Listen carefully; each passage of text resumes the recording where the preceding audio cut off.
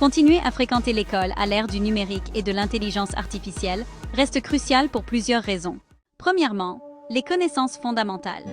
L'école offre un environnement structuré où les élèves acquièrent des concepts fondamentaux dans diverses matières. Ces bases servent de bloc de construction pour un apprentissage plus avancé et la pensée critique. Deuxièmement, le développement social et émotionnel. L'école ne se limite pas aux études, c'est aussi un lieu d'interaction sociale, de travail d'équipe et de croissance émotionnelle. Les élèves apprennent à collaborer, à communiquer et à gérer leurs relations, compétences essentielles dans la vie. Troisièmement, l'adaptabilité. L'ère numérique est en constante évolution et les technologies d'IA continuent de façonner notre monde. Fréquenter l'école permet aux élèves de développer leur adaptabilité et leur résilience. Ils apprennent à apprendre, à rester curieux et à s'adapter aux changements. La pensée critique et la résolution de problèmes. L'école encourage les capacités de pensée critique. Les élèves analysent l'information, évaluent les sources et résolvent des problèmes complexes. Ces compétences sont vitales dans un monde dominé par l'IA, où il est essentiel de comprendre les algorithmes et les données. Considérations éthiques. À mesure que l'IA s'intègre davantage à la société, des questions éthiques se posent. L'école offre une plateforme pour discuter de ces questions, en encourageant le développement et l'utilisation responsable de l'IA. Créativité et innovation. Si l'IA peut automatiser des tâches, la créativité et l'innovation restent des qualités humaines uniques. L'école encourage la créativité, l'expression artistique et la pensée latérale, qui complètent les capacités logiques de l'IA. La connexion humaine. Malgré les progrès numériques, la connexion humaine est essentielle. L'école offre un sentiment de communauté, de mentorat et d'expériences partagées qui ne peuvent être reproduits uniquement par la technologie. En résumé, l'école offre une éducation globale, préparant les élèves non seulement aux défis techniques, mais aussi aux complexités d'une citoyenneté mondiale éclairée et empathique. Bien que l'école traditionnelle présente de nombreux avantages, il est important de reconnaître certains inconvénients potentiels. Premièrement, la rigidité. Les écoles traditionnelles suivent souvent des horaires fixes, des programmes scolaires et des tests standardisés. Cette rigidité peut ne pas convenir au style d'apprentissage ou au rythme de chacun. Deuxièmement, les classes surchargées. Les classes surpeuplées peuvent limiter l'attention personnalisée des enseignants. Les élèves peuvent avoir du mal à s'engager pleinement ou à recevoir un retour d'information en temps opportun. Troisièmement, le manque de compétences pratiques. Certains affirment que l'éducation traditionnelle ne prépare pas adéquatement les élèves aux compétences pratiques de la vie, telles que l'éducation financière, l'intelligence émotionnelle ou la pensée critique au-delà des études. Quatrièmement, la créativité limitée. Les tests standardisés et les programmes scolaires rigides peuvent étouffer la créativité et décourager la pensée non conventionnelle. Cinquièmement, les pressions sociales.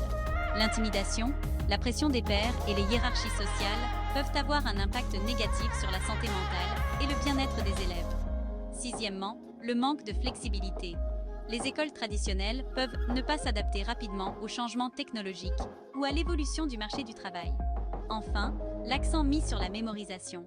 L'apprentissage axé sur la mémorisation peut privilégier la connaissance par cœur plutôt qu'une compréhension approfondie et des capacités de résolution de problèmes. L'éducation alternative fait référence aux approches d'enseignement et d'apprentissage qui s'écartent de l'éducation traditionnelle dispensée par l'État. Ces modèles proposent souvent des programmes scolaires innovants et flexibles, adaptés aux intérêts et aux besoins de chaque élève. Voici quelques approches alternatives notables. Tout d'abord, nous avons la méthode. Développée par le Dr Maria Montessori, cette approche met l'accent sur l'apprentissage autonome. Les élèves ont la liberté de choisir leurs activités et d'explorer à leur propre rythme. Les classes Montessori utilisent du matériel tactile et regroupent plusieurs tranches d'âge. Ensuite, il y a l'éducation. Également connue sous le nom d'éducation Waldorf, cette méthode met l'accent sur le développement global, l'expression artistique et la créativité. Elle intègre les arts, le mouvement et les compétences pratiques dans le programme scolaire. Ensuite, nous avons l'A. Dans cette approche, les parents ou les tuteurs assument le rôle d'éducateurs, adaptant les expériences d'apprentissage aux besoins de leur enfant. L'enseignement à domicile offre flexibilité et attention personnalisée. Une autre approche intéressante est l'A. Le unschooling rejette les programmes scolaires formels et encourage l'apprentissage naturel par le biais des expériences de la vie. Il encourage la curiosité, l'exploration et la motivation personnelle. Enfin, il y a les. Ces écoles impliquent les élèves dans les processus décisionnels, favorisant l'autonomie et la responsabilité. Les élèves participent à la gouvernance et façonnent leur propre parcours d'apprentissage. N'oubliez pas que chaque approche a sa propre philosophie et ses propres avantages, répondant à des styles d'apprentissage et à des préférences variées. Voici quelques exemples réussis d'approches éducatives alternatives. 1. Montessori. Le mouvement. Montessori, fondé par Maria Montessori, met l'accent sur l'apprentissage autonome et l'investigation sensorielle. Il permet aux enfants d'explorer leur environnement activement et d'apprendre à leur propre rythme. 2. Waldorf, également connu sous le nom d'éducation Steiner. L'éducation Waldorf, basée sur les principes anthropologiques de Rudolf Steiner, met l'accent sur l'apprentissage par la pratique. Elle encourage la créativité, l'imagination et le respect de la nature. L'enseignement à domicile Waldorf intègre les arts, l'artisanat, le travail manuel et un environnement coopératif et non compétitif. 3. Reggio Emilia. Cette approche italienne met l'accent sur l'apprentissage dirigé par l'enfant, l'exploration par projet et la collaboration. Elle valorise la créativité, la participation de la communauté et le rôle de l'environnement dans l'éducation. Chacune de ces approches a sa propre philosophie et a façonné avec succès les expériences éducatives d'innombrables élèves dans le monde entier. De nombreuses personnalités ont fréquenté des écoles alternatives, telles que Montessori, Waldorf et Reggio Emilia. Voici quelques anciens élèves célèbres. 1. Montessori, Jeff Bezos. Le fondateur d'Amazon a fréquenté une école maternelle Montessori pendant 1 an et demi. Stephen Curry. Le joueur de la NBA a été scolarisé dans une école Montessori. Larry Page et Sergey Brin, les cofondateurs de Google, attribuent à leur éducation Montessori le développement de leur créativité et de leur apprentissage autonome. 2. Waldorf.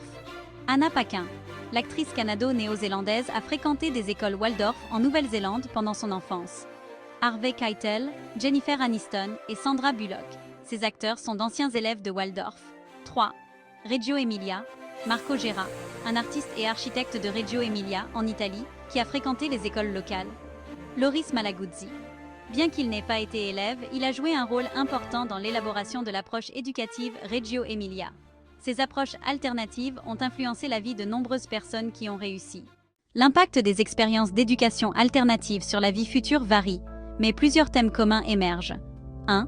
Créativité et indépendance. De nombreux anciens élèves reconnaissent aux écoles alternatives le mérite de cultiver la créativité, l'esprit d'initiative et les capacités à résoudre des problèmes. Ces qualités leur sont souvent utiles dans leur carrière et leur vie personnelle. 2. Adaptabilité. L'exposition à des environnements d'apprentissage variés encourage l'adaptabilité. Les diplômés ont tendance à accepter le changement, à explorer des voies non conventionnelles et à s'épanouir dans des environnements dynamiques. 3. Développement global. Les écoles alternatives privilégient le développement émotionnel, social et physique, parallèlement aux études. Les diplômés font souvent preuve de solides compétences interpersonnelles et d'une approche équilibrée de la vie. 4. Poursuite de sa passion. Les élèves des écoles alternatives suivent souvent leur passion. Cette orientation précoce peut les conduire à des carrières épanouissantes, en adéquation avec leurs intérêts. 5. Esprit critique. L'éducation alternative met l'accent sur l'esprit critique, la remise en question des normes et l'exploration de perspectives multiples. Les diplômés abordent les défis avec un esprit analytique. 6. Engagement communautaire. De nombreux anciens élèves restent attachés à la communauté de leur école. Ils valorisent la collaboration, l'empathie et la responsabilité sociale. N'oubliez pas que les expériences individuelles varient, mais l'éducation alternative façonne souvent des individus complets et adaptables qui contribuent positivement à la société. Si vous avez trouvé cette vidéo instructive, merci de la liker, de la partager et de vous abonner à notre chaîne pour plus de contenu sur les approches éducatives innovantes.